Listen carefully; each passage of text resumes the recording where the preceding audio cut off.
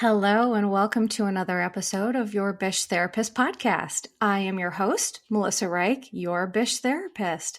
I am a licensed therapist turned pop culture aficionado, and I am here to serve clinical interpretations and hot takes on pop culture and beyond. So today's episode is going to be a little different. I decided to do a pop culture roundup, so to speak. There's a lot of things that have been happening in and outside of the Bravoverse that I wanted to touch on a couple of different things. So I have so many fun topics today that I want to discuss. And before we get to that, I just want to do a little bit of housekeeping first by saying thank you to the amazing people who watched my YouTube channel, who listened to my podcast, maybe who did both.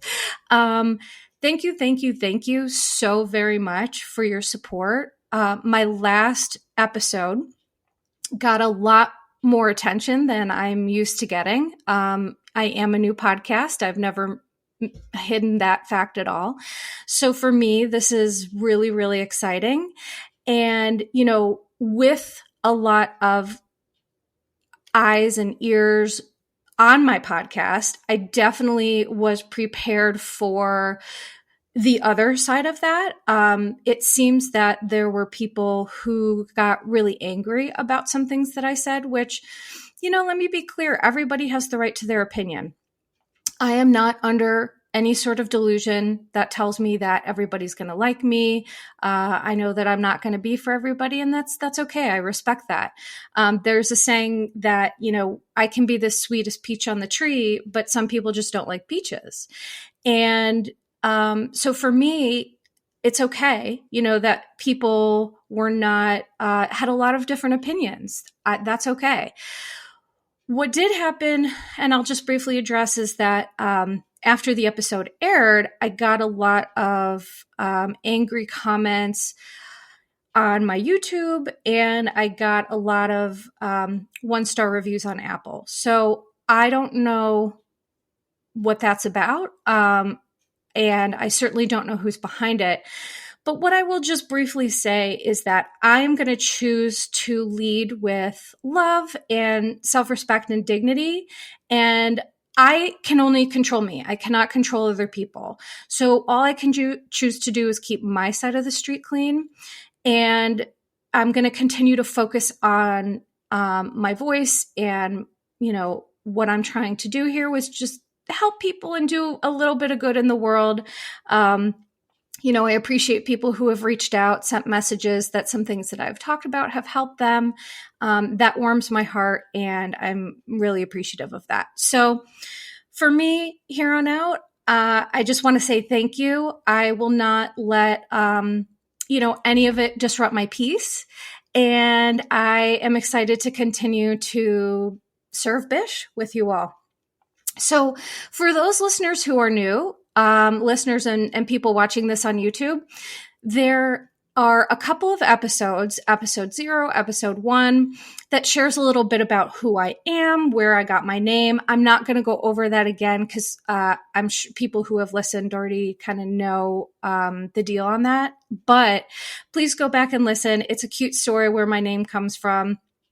And, just thank you to all the new people who are here. Thank you and welcome. And I'm glad you're here.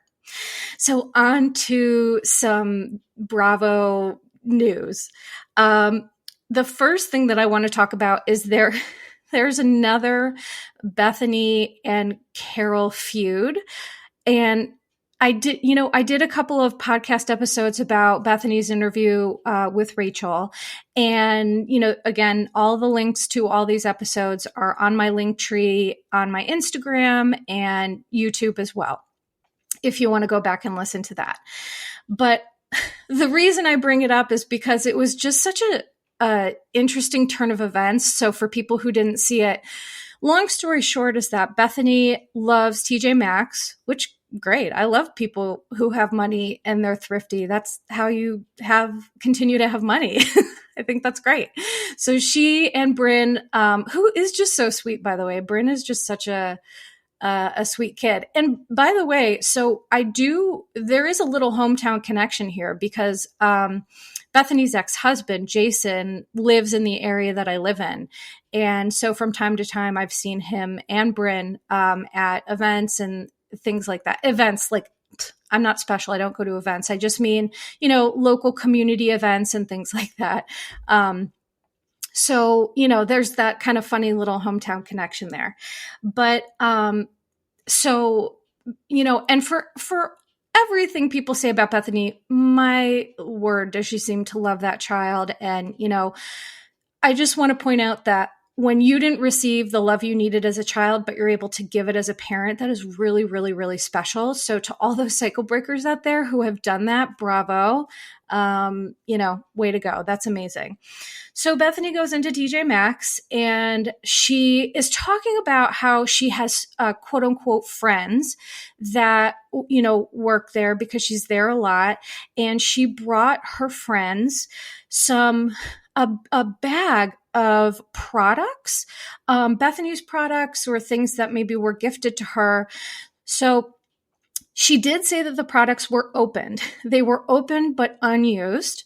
And she films herself, and this is where people feel this is problematic. She films herself going up to the counter, and there's a woman there, and Bethenny says, "Oh, here's my friend." And then Bethenny asked what her name was. So, that's interesting. If you're really friendly with someone, you're going to know their name. That's really important. So I don't know, maybe she just forgot. But so the woman shared her name, and I'm not gonna put this woman on blast, and I'm gonna explain why.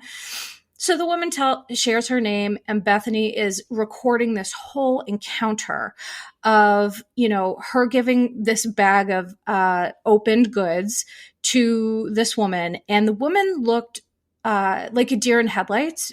So the first question was, did Bethenny know that, or did this woman consent to being filmed? And in my opinion, from watching it didn't look like she was prepared to be filmed or knew she was being filmed.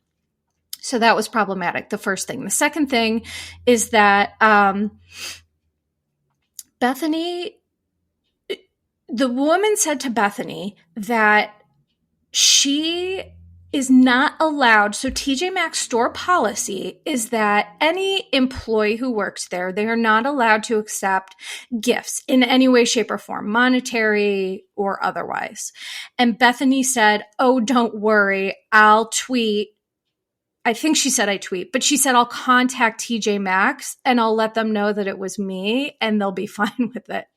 Which, right there, that literally says, I feel the rules don't apply to me.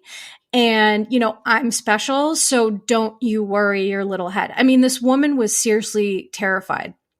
And so what ended up happening was TJ Maxx, tweeted or X, I don't know what you call it now since the name change, but they said,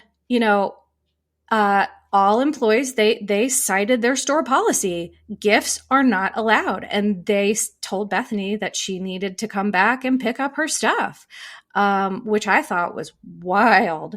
And you can go look for yourself. I don't know if Bethenny had since deleted that video, but I just know that it had to be it just had to be embarrassing for everyone involved, especially the woman who was just like, "I don't think I can accept this." And Bethenny's just like pushing it on her. So of course, Carole Radziwill comes on in and says, "I don't get paid to talk about this anymore. So all I'm going to say is, and then she said, #white savior complex. So for those of you who don't know, a white savior complex is essentially, it's a trope, which Carole loves the word trope and she loves a trope. And so maybe this is why she said it, but about how, white people can offer their assistance to people of color, Indigenous people, Black people, people of color, all those communities,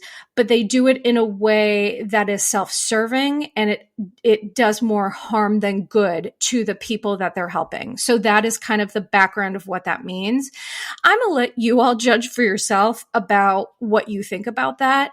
I think it's great to share the wealth and give people stuff. I mean, these celebrities, they get tons and tons and tons of product. So I just think that, again, Carole and Bethenny, they were friends because they have a lot of similarities, which I don't think Carole wants to acknowledge. And so this is all I'm going to say about that. And, hopefully, that woman did not get in trouble. And hopefully, Bethenny starts to understand that the rules do apply to her, and, helping people is great. There were also critics saying that, Bethenny does things to help other people because, it makes her feel good, which there's something called helper's high. That's not the only term for it, but that's one term for it, which is that all helpers, myself included, we get what I will call secondary gains from helping people. So secondary gains is essentially when you do something for an altruistic reason, but you do ultimately benefit in some way. So using a therapist as an example, I benefit because it truly makes me feel good to help other people, like truly. And the second thing is I get paid to do it. So those are secondary gains. And I think that we have to be honest about, when we do certain things, it's very infrequent that something is completely altruistic, just because of human nature. So, do I think Bethenny, are there some secondary gains for her helping people? Sure. But there are also secondary gains for the rest of us humans who do things to help people too.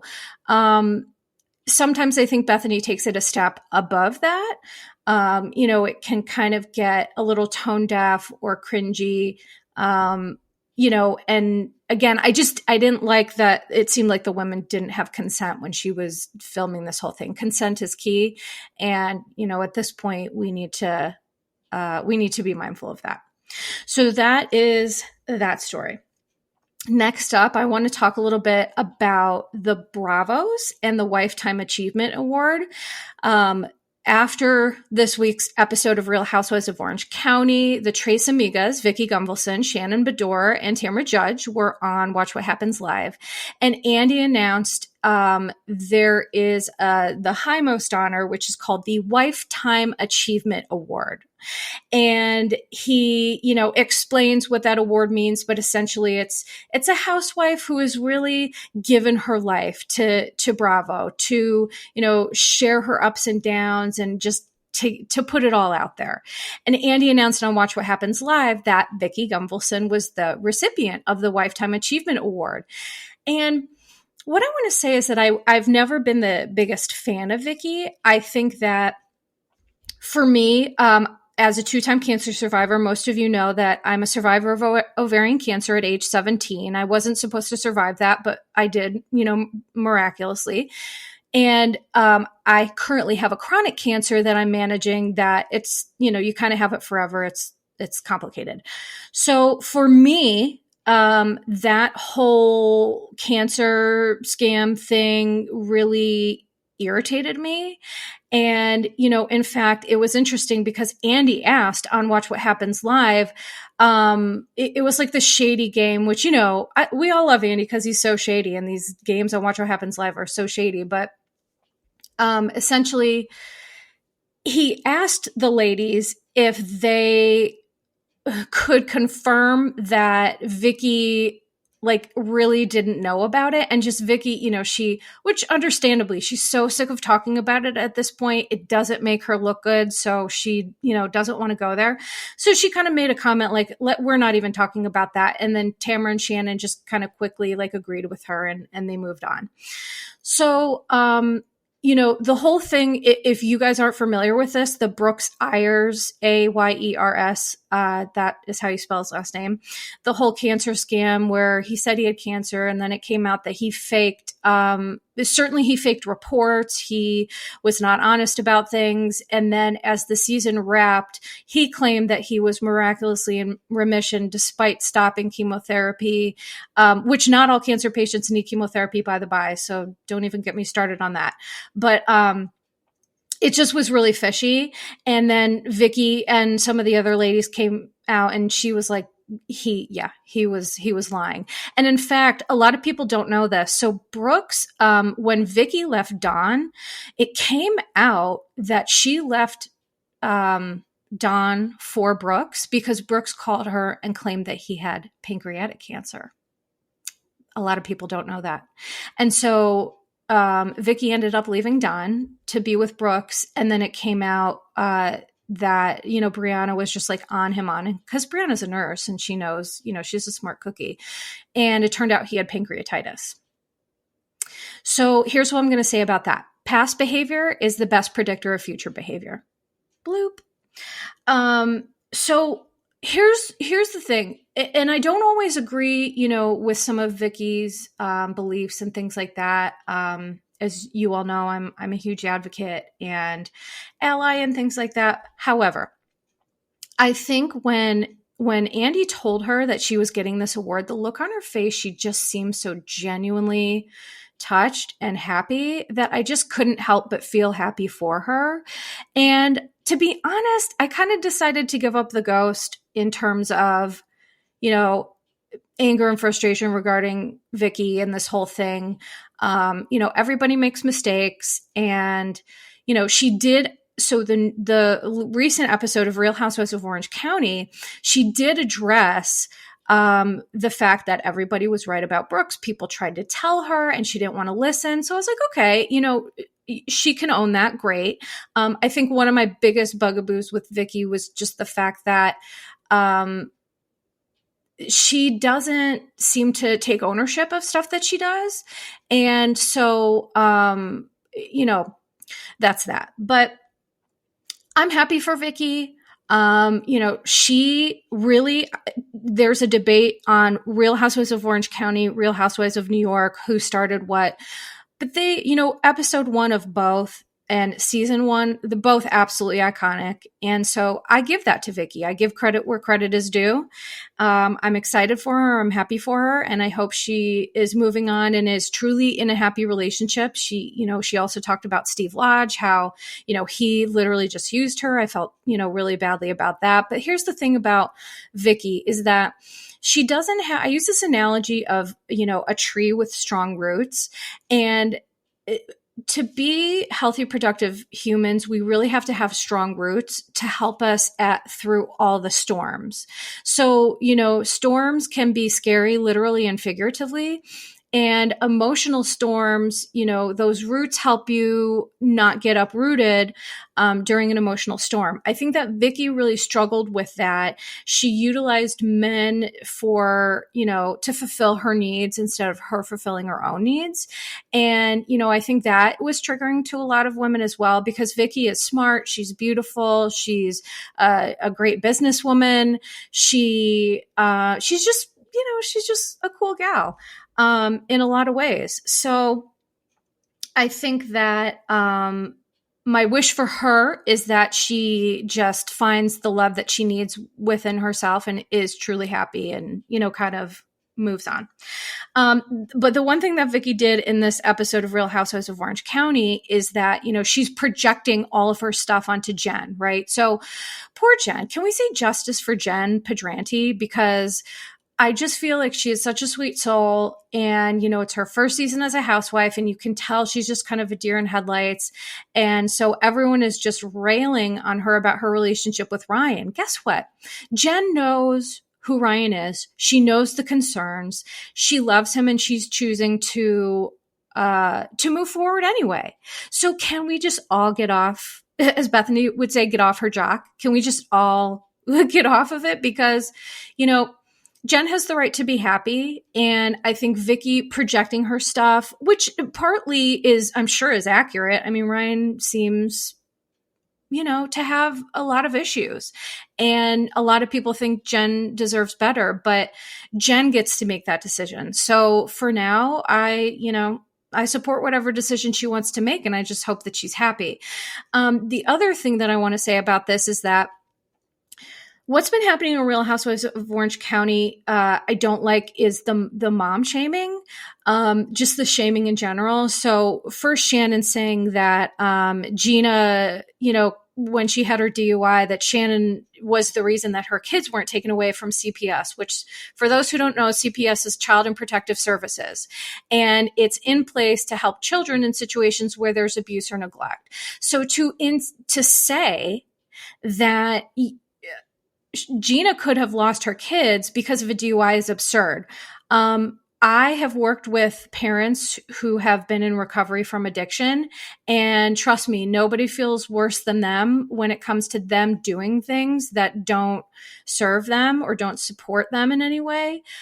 You can be a wonderful parent and have had a history of whether it's a DUI, addiction, what have you. So I just think that's a really damaging insinuation. I don't like it. And I think for somebody who is so bothered by people just talking about what you can see with your eyes, that the relationship between her and John was not excellent, I just think it's very hypocritical and incredibly unkind. And the other thing is when Tamara said to Jen that she ruined her whole family for a player, I just felt gutted for Jen, because the thing is that, when I just got out of grad school, my first job was primarily working with children and families. And I did have to make reports to children and youth. Because at this time I was working in Philadelphia, and it's called something different everywhere you go. But I did have to do those hard things. And I did see children being abused. And, it was a really challenging job. And I think that, what I can tell people watching this who are either in the midst of divorce or, kind of going through it, kids are happy when parents are happy. Okay. And the thing about being a parent is that you still deserve to be happy and have good things for you in addition to being a parent. So if Jen wasn't happy in her marriage, she does deserve to be happy. Jen seems to really focus on her kids and make sure that they're happy too and they're well adjusted. And in my estimation, I give her a ton of credit. Navigating this type of situation, whether it's divorce or changing partners, is not easy. But I do want people to know that, if you're a parent listening to this, you do deserve to be happy in your relationships. And kids are happy when parents are happy. So I've seen kids be much happier when their parents are separate, but happier. Being around fighting or yelling or, anger, resentment, that's not good for kids. So I just think that we have to be really careful before we judge people's situation, especially Tamara, because she did divorce Simon and then, got together with Eddie, and there was some challenges there with her family and her kids that she has talked about from her own mouth. So I just think, again, if you're going to live in a glass house, you better be aware of that before you throw a stone. And now Tamara is doing her job. She came to play, and she is a great housewife. I mean, I tend to believe that Tamara off the show and on the show are different people. Being a good person and being a good housewife aren't necessarily congruent. Sometimes they can be, but oftentimes not so much. We like our housewives full of drama and things like that. So, I get all sides of it. I just, really wanted to put that out there for people listening who are struggling, is that if you're happy, your kids are happy. And, don't forget about your needs. Just because you're a parent doesn't mean you don't have needs. Okay.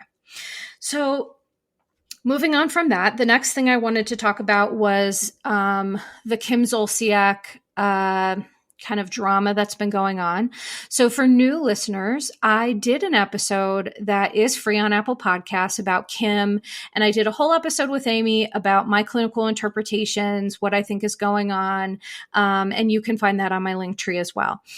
So what I talked about in that episode I'm going to give a snippet here, but first, what I want to just say is that I think Kim, is not well. I think that what Croy has said is that she has, addiction to gambling. She's got an addiction to shopping and compulsive behavior and things like that. And so for me, I can tell kind of when I look at somebody, I have this ability to kind of emotionally scan. I know it sounds very strange, and just get a sense of what they might be feeling.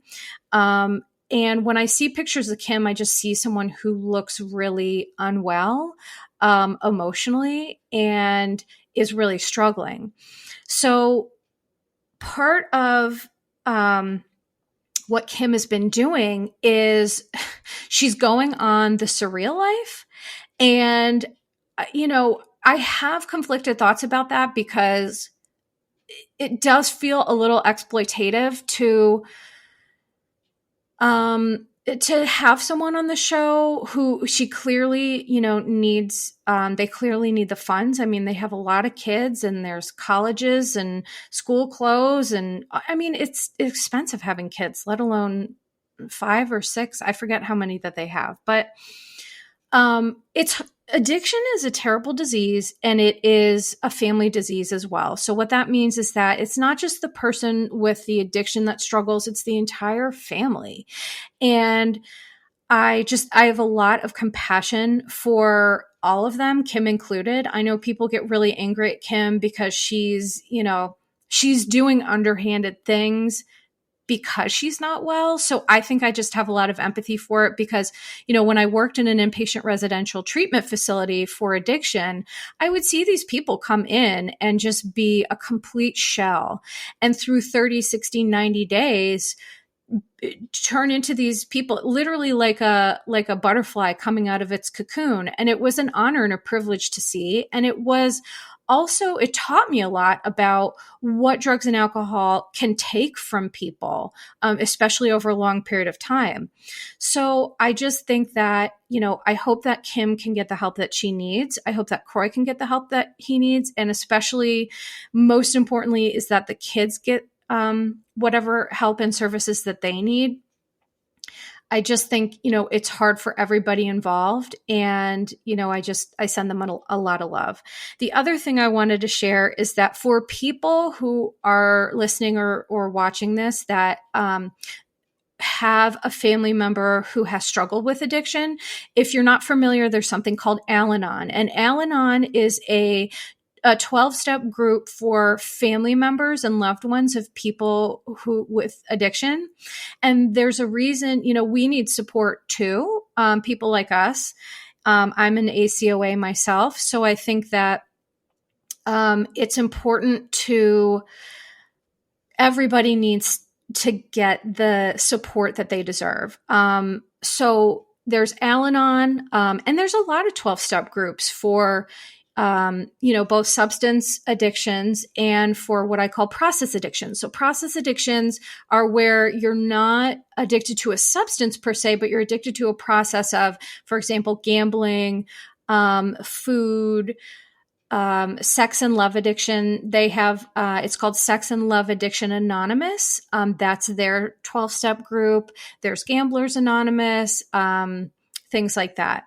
So if anyone's interested, you can just Google Al-Anon in my area or Gamblers Anonymous in my area or whatever, Google it, and it will give you a list of meetings that you can go to if you so wish. I think these groups can be helpful, and if you're interested, check that out.